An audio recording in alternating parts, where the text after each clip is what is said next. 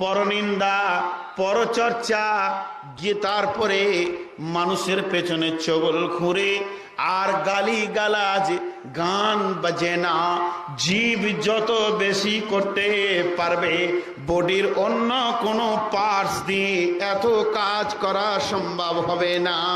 তাই একজন বিখ্যাত মনীষী আব্দুল হামিদ মাদানী বলছেন, বন্ধুরে, বডির মধ্যে যদি জীবকে তুমি কন্ট্রোল করতে পারো, তোমার শরমগা অটোমেটিক কন্ট্রোল হয়ে যাবে। জীবের মতো গুনাহ বেশি কেউ করে না। মিথ্যা কথা বলে জীব, মিথ্যা সাক্ষী দেয় জীব, গালি দেয় জিহ্বা, গান করে জিহ্বা, মা চুরি করে খায় জিহ্বা। আপনার কিনা জীব থেকে আপনি পাবেন চগলখুঁড়ে, গীবাত, কঠিন কঠিন গুনাহ জীবের মাধ্যম দিয়ে হয়। বেকান্টাল গীবত চালিয়ে যাচ্ছে, বেকান্টাল গালি দিচ্ছে। এবার একটার পর একটা আপনাদেরকে সিরিয়াল দিয়ে দিচ্ছে। বন্ধু আমার আল্লাহ বলছেন, বিসমিল্লাহির রহমানির রহিম। সকলে একবার মহব্বতের সঙ্গে জোরে বলি, বিসমিল্লাহির রহমানির রহিম। ইয়া আইয়ুহাল্লাযীনা আমানু, হে ঈমানদারেরা, তাকুল্লাহ, আল্লাহকে ভয় করো, ওয়া কুলু কাওলান শাদীদা, যখন কথা বলবে নরম নরম সত্য কথা বলো, ভদ্র কথা বলো, খবরদার মিথ্যার আশ্রয় নেবে না।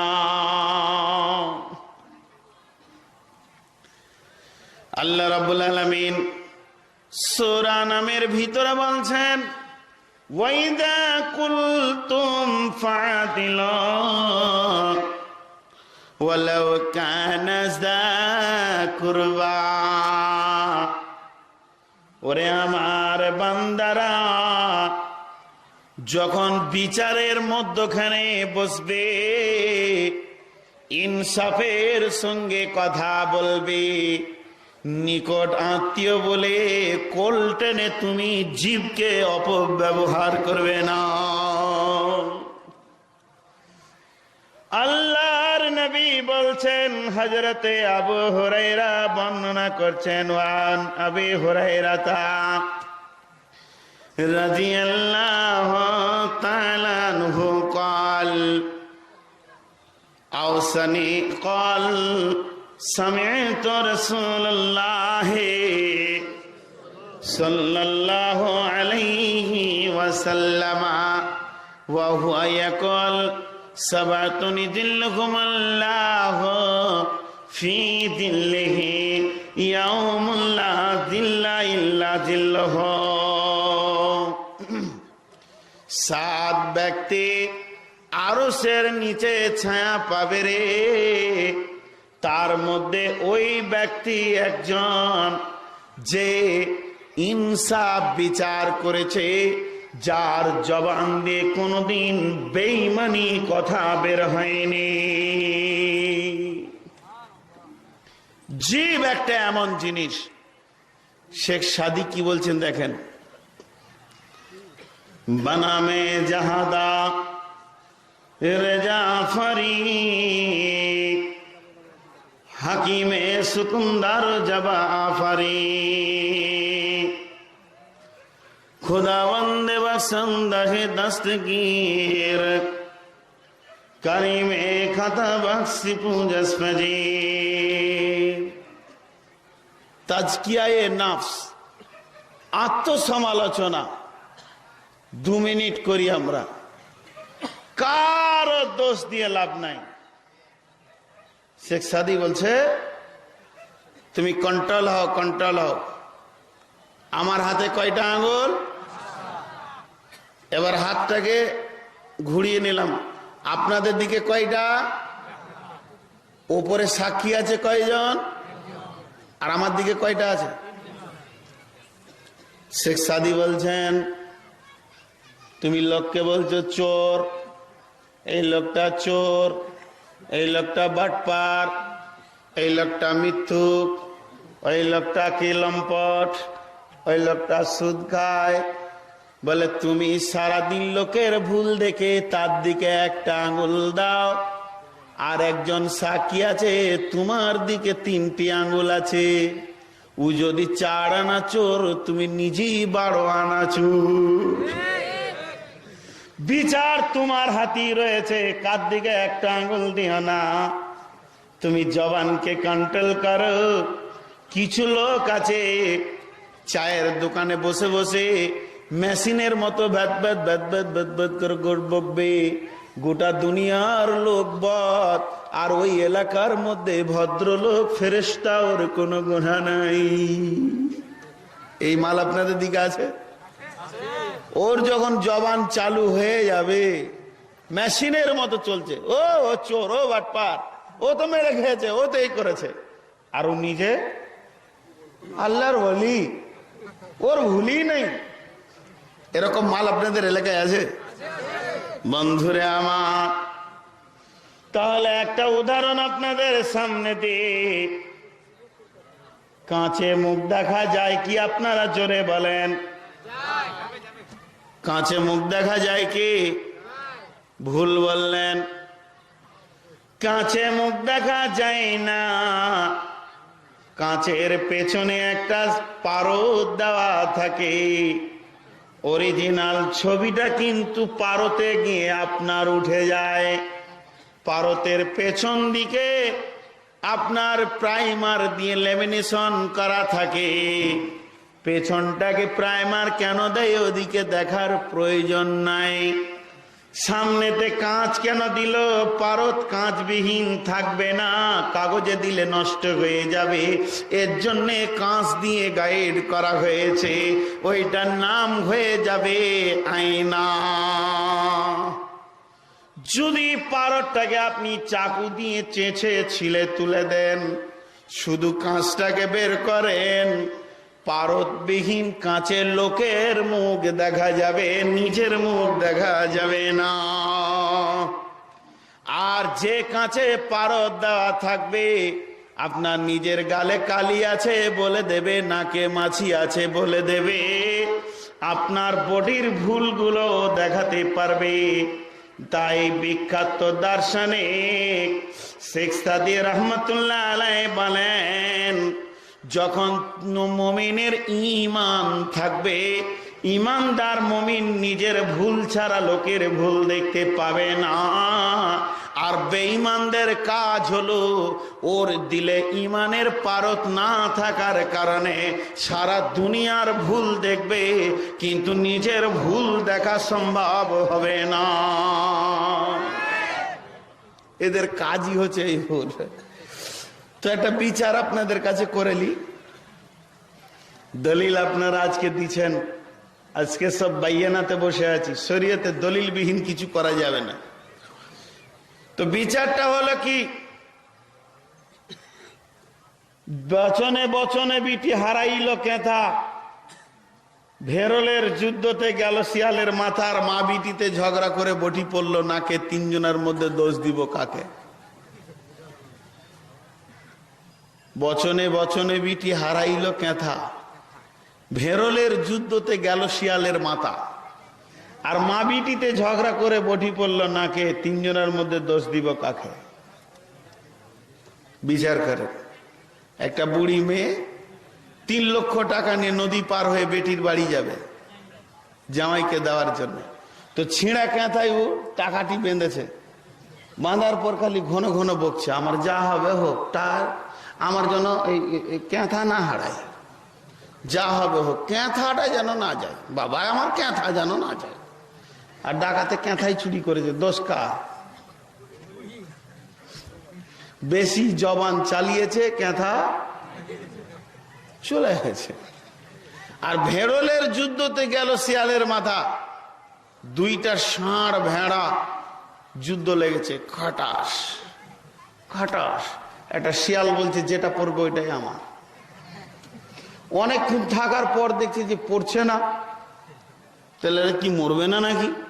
তাই যে খাটাস করে লাগছে, ওইটা কত জোর লাগছে একবার মাপতে গেছে, মধ্যখানে মাথা ভরেছে, আর দুই দিক থেকে মেরেছে তো উই পড়ে গেছে, দোষ কার? এ বিচার খুব মুশকিল। তো তুই মাথা ভরতে গেলি কেন? আর পাশের বাড়িতে মা বিটি ঝগড়া করছে, মা বলছে আমি আজ রান্না করতে পারবো না, এলে বঠি ছুড়ে দিলে বেটিকে, পারিস তা রান্না কর, নাহলে দেখে লিগা। আর এই বাড়ির বউ দেখতে গেছিল ওদের মা বিটি ঝগড়া, তো ওরই নাকটা কেটে পড়ে গেছে। এখন দোষ কাকে দেবেন? মুসলমান, ঘর মে আগ লাগি হ্যায় ঘর হি কি চিরাগ সে, তার জন্য আমার আল্লাহ পরিষ্কার বলছেন জবানকে কন্ট্রোল করো। তোমার জবান, শেখ সাদি বলছেন শরীরে একটা আঙ্গুল আছে, তার মধ্যে হাড় আছে, শেষটাতে নখ দিয়েছেন, আল্লাহ ফোল্ডিং বানিয়েছেন, গোটা শরীরটার ভিতরে হাড়ের ফার্নিচার দিয়ে ফোল্ডিং করে তৈরি করেছেন। কিন্তু সামান্য নাককে উঁচা করতে গিয়ে শিখানো হাড় দিয়েছেন নরম শক্ত মিলে। যে ব্যক্তি এমন পার্স আমার মাবুদের ভিতরে কোনো হাড্ডি দেননি, বন্ধুরে জীবের ভিতরে কতগুলো কারিশমা আছে দেখেলেন। শুধু জীবটা নরম মাংস, এর ভিতরে 5টা বাঁধ আছে। মিষ্টিকে যদি সারাদিন জীবের আগালে ধরে থাকেন তো পাবেন না। মিষ্টির স্বাদটা জীবের শেষ ভাগে পাওয়া যায়, জীবের ডান দিকে পাওয়া যায় ঝাল, জীবের ডান দিকে পাওয়া যায় আপনার কিনা তেতো, বাম দিকে পাওয়া যায় আপনার কিনা কষ, মধ্যখানে পাওয়া যায় লবণাক্ত। জীবের আগাল ভাগটাতে আছে ঝালকে আকর্ষণ করে, কোনো বাঁধ নাই, অথচ স্বাদগুলোকে বিভাগীয় করে রেখেছেন আমার আল্লাহ। এক একটা বিভাগ এক একটা কাজ করে। আমার আল্লাহ বলতে চাইছেন, হে মোমেন বান্দা, তোমার জিভকে আমি তৈরি করলাম এত নরম করে, অতএব নরম জিভ নিয়ে কেমন করে তুমি কড়া কথা, শক্ত কথা জবান দিয়ে বের করছ? জিভ বাস করে কোথায়? 32টা দুশ্মনের মধ্যখানে। কোনদিন ঝামেলা হয়েছে কি বলেন? কোর্টে মামলা গেছে কি? মাবুদ গো, ওদেরকে সরিয়ে দিয়ে আমার আলাদা ব্যবস্থাপনা করে দাও। 32টা দুশ্মনের ভিতরে বাস করছে। শুধু তাই নয়, যত শক্ত খাবার আছে ওগুলোকে পিড়ে গুঁড়ো করার দায়িত্ব কার? দাঁতের। আর স্বাদটা লুটে লাই কে? জীব। তাহলে জীব কত চালাক, প্রতিবেশীকে দিয়ে কাজ করিয়ে নিজে জীবের স্বাদ লুটে নেয়। বলছে হে মুমিন, তোমার জীব যদি কন্ট্রোল হয়ে যায়, তোমার প্রতিবেশী যদি তোমার দুশ্মন হয়, তারাই তোমার দোস্ত হয়ে যাবে। আর জীব যদি বেকন্ট্রোল হয়, তোমার প্রতিবেশী যদি তোমার আপন ভাই হয়, চাচাতো ভাই হয়, সকালবেলা 2টা জুতা খাবে। জীবকে কন্ট্রোল করো, প্রতিবেশী তোমাকে আনন্দ দেবে। আর জীব যখন বেকন্ট্রোল হবে, তখন তোমাকে জুতা খেতে হবে। তাই আমার আল্লাহ বলছেন, ইত্তাকুল্লাহ, আল্লাহকে ভয় কর, ওয়াকুলু কাওলান সাদীদা। তুমি যে মিথ্যা বলছো, পরনিন্দা করছো, গীবত করছো, আল গীবাতু আসাদ্দু মিনাজ জিনা, গীবত হলো জেনার থেকেও নোংরা। যখন কোন মহিলা, কোন পুরুষ গীবত মানে জেনা করার চিন্তা ভাবনা নেয়, ওই যুবক যুবতী সে তার গ্রামের জায়গাকে ছেড়ে দিয়ে কোন জায়গা গোপন ডারাতে লুকিয়ে যায়। সে মসজিদে করে না, মাদ্রাসাতে করে না, ওপেন মানে জেনা করে না, ভুট্টা ভুঁয়ে চলে যাবে কোথায় গোপনে তারা ব্যভিচার করবে। কিন্তু যখন কোন মানুষ গীবত করে, মসজিদে নামাজের কাতারে বসে বসে করে নাই, কোনো তার দ্বিধা থাকে না, গীবত পরনিন্দা মসজিদেই বসে বসে চলছে। এমন একটা গুনাহ যা মানুষ মসজিদে করে। তাই আমার আল্লাহ বলেন, মুমিন রে, এটা তো গেল তোমার জীবের। এবার নজর সম্পর্কে আল্লাহ বলেন, শোনা, কুল্লিল মুমিনুনা ইয়াগুযুনা মিন আবসারিহিম কুল্লিল মুমিনাতি ইয়াগুযুনা মিন আবসারিহিন্না। হে মুমিন পুরুষ ও মুমিনা নারী, তোমরা নজরগুলোকে নিচে করে হাঁটবে। নজর কি করে? শয়তান। এক বুজুর্গ শয়তানকে জিজ্ঞেস করছে, শয়তান তোমার তীর আছে? তীর? তীর কি করে? শিকারীকে ঘায়েল করে ফেলে দেয়। শিকারী যখন পড়ে যায়, শিকার যখন পড়ে যায়, তখন শিকারী গিয়ে তাকে জবাই করে। তো তীর শিকারকে ফেলে দেয়, শিকারী গিয়ে জবাই করে। শয়তানকে জিজ্ঞেস করছে, শয়তান তুমি বলো, তুমি যা দিয়ে মানুষকে কাবু করো, এই তীর কি তোমার কাছে আছে নাকি? শয়তান সঙ্গে সঙ্গে বলছেন, আমার তীর হলো যুবক যুবতীদের নজর। তেরি নैना मेरी नैना से মিঠি মিঠি বাতি করতে। তোমার চোখ আমার চোখের সঙ্গে মিলে গেলে বহুত প্রেমের ছন্দের কথা ভিতরে ভিতরে হয়ে যায়। এর জন্য চোখকে ব্যবহার করার কথা আমার আল্লাহ বলছেন, নজর নিচে করে না। এমন ভাবে তুমি নজরকে নিচে করে হাঁটবে, তোমার চলন দেখে বলা হবে তুমি একজন মুমিন আছো। পা কিভাবে চলবে, পা কোথা চলবে না, হাত কাকে ধরবে কাকে ধরবে না। তোমার হাত তোমার স্ত্রীর গায়ে চাপবে, পৃথিবীর আদার্স মহিলা, মা বোন খালাফুফু ইত্যাদি বাদ দিয়ে অবৈধ নারীকে স্পর্শ করবে না। তোমার ব্রেন কি চিন্তা করবে? আমার আল্লাহ বলছেন, ওয়ারাজুলুন যাকারাল্লাহ, আর নবীজি বলছেন, ফাফাসাতে আইনাহু।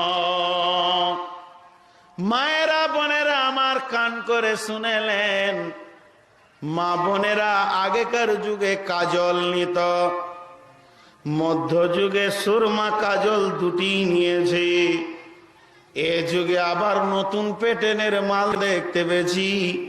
এখানে পড়েছে কাজল, নিচে আবার একটা গোলাপি, ওপরে আবার টমেটোর মতো বেগুন বাগা।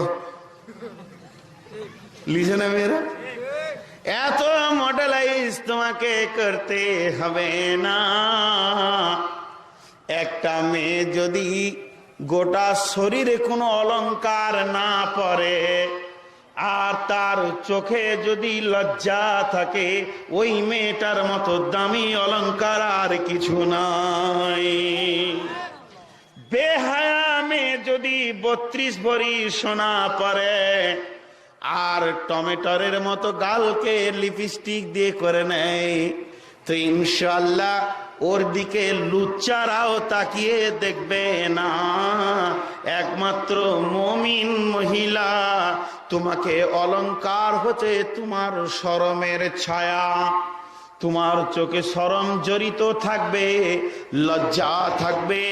যার লজ্জায় থাকলো না, তাকে আদার্স কোনো কসমেটিক্স দিয়ে সাজানো গেলে হচ্ছে কোনোদিন প্রকৃত তার সত্তাকে বাইরে বহির্প্রকাশ করতে পারবে না। তো মুসলমানের জীবনের দলিল, আমরা জবানকে বেকন্ট্রোল করে বন্ধুর সঙ্গে বন্ধু দেখা হলে ঠাট্টাই আর কি করো, দুটা গালিগালাজ করি, করি না? জি হ্যাঁ না বলে না, করি না? আহা, আল্লাহ নবী বলছেন, আমি দেখছি, নবীজি বলছেন, জাহান্নামের ভিতরে 4 শ্রেণীর লোক, জাহান্নামের ভিতরে 4 শ্রেণীর লোক এত জোর চিৎকার করবে, জাহান্নামকে তোলপাড় করে দেবে। তখন অন্য জাহান্নামীরা বলবে, মাবুদ গো, এদেরকে সরিয়ে দেন, নচেত আমাদেরকে সরিয়ে দেন। কয় শ্রেণী বললাম? প্রথম নম্বরে নবীজি বলছেন, জিভের গোনা 2টি। ওই ব্যক্তি যার কাজ হলো গীবত করা, পরনিন্দা, পরচর্চা করা, ও জাহান্নামের এক প্রান্ত থেকে আর এক প্রান্তে দৌড়বে। নিজের শরীরের মাংসগুলোকে নিজেই দাঁতে করে টানবে আর ছিঁড়বে। ভয়ানক চাবাতে চাবাতে এই মাংসগুলো রাখবে না, আবার যেমন কারো এরকম বেনে যাবে, আবার টান মারবে। কোরআন শরীফ বলছেন, বিসমিল্লাহির রহমানির রহিম, ইয়া আইয়ুহাল্লাযীনা আমানুজতানিবু কাসীরাম মিনাল জান্নি ইন্না বা'যাজ জান্নি ইসমুন। কিছুগুলো এমন বদগুমান আছে, খবরদার কোন মানুষকে দেখে ধারণা করবে না। 5 দিন চলাফেরা করছে একটা মানুষ, আপনি ধারণা করছেন লোকটি চোর, কেন রাত্রি 12টায় দেখছেন, ধারণা করা হারাম। এবার যদি কাউকে মনে করি তাহাজ্জুদ পড়ছে, আমি ভালো ধারণা করলাম বলে, তাও ভি হারাম। যখনই তুমি ভালো ধারণা করবে, তখন খারাপটাও তোমার অধিকার থাকবে। অতএব কারো প্রতি তোমার সু এবং কুধারণা করার অধিকার নেই। তবে সুধারণা রাখাটা ভালো। মন্তব্য মুখ থেকে বের করতে পাবেন না। আল্লাহর নবী রসুলে আরবি একদিন মসজিদে নববীতে ইতিকাফের মধ্যে আছেন, আর বিবি সাফিয়া